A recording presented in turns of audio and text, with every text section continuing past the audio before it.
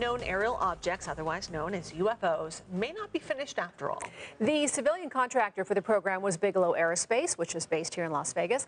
Their contract, though, ended in 2012, but the man who managed the program inside the Pentagon, he thinks it's still operating. George Knapp of the I-Team is here with more on his exclusive story tonight. His name is Luis Elizondo, and most of us first heard his name last October when he stood on a stage with rock star Tom DeLonge and other government insiders. Elizondo spent 10 years as head of a secret study of unidentified aerial objects. He was also instrumental in the release of official UFO videos recorded by military pilots. We sat down with him earlier this week to ask, among other things, why the Pentagon considers UFOs to be a potential threat.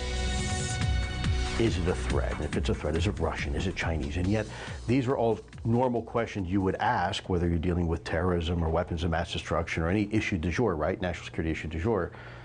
And yet, here we are with something that doesn't fit. Luis Elizondo has spent most of his adult life protecting his country, on active duty in combat hotspots, handling terrorists at Guantanamo, and at the Pentagon, where he was the point man for ATIP, the Advanced Aerial Threat Identification Program. The program collected and analyzed information about encounters between the U.S. military and spectacular but unknown technology, what some would call UFOs. My job in the government at the time, really, regarding ATIP, was twofold: to determine what it was and how it worked.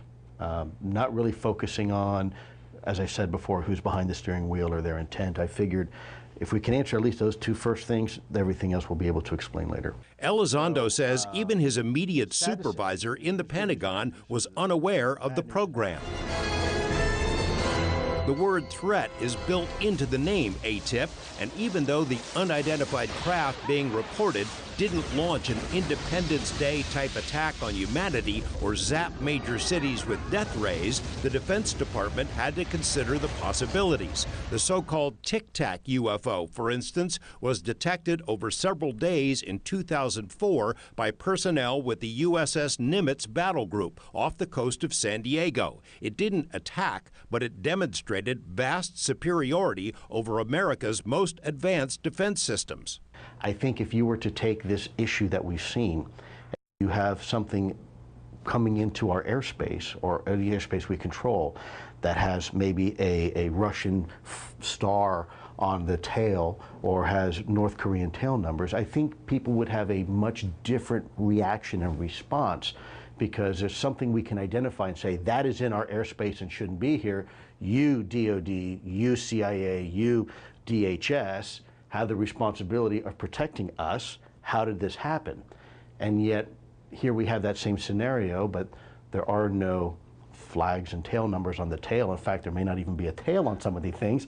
And yet it's crickets. Nobody wants to have the conversation. In 2007, a small group of senators led by Nevada's Harry Reid initiated a program to change the culture surrounding UFO reports. Reid was motivated in part because of classified reports he'd read about UFO encounters over U.S. nuclear bases in which atomic weapons were somehow disabled. The communications in the missile defense installation was shut down.